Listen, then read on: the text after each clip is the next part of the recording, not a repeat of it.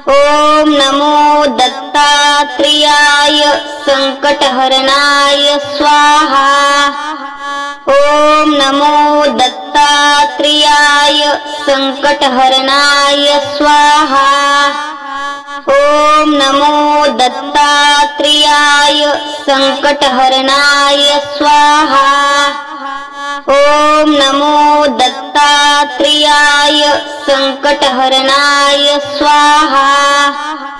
ॐ नमो दत्तात्रेयाय संकटहरणाय स्वाहा।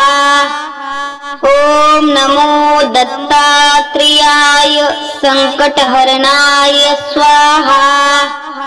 ॐ नमो दत्तात्रेयाय संकटहरणाय स्वाहा। ॐ नमो दत्तात्रेयाय संकटहरणाय स्वाहा। ॐ नमो दत्तात्रेयाय संकटहरणाय स्वाहा।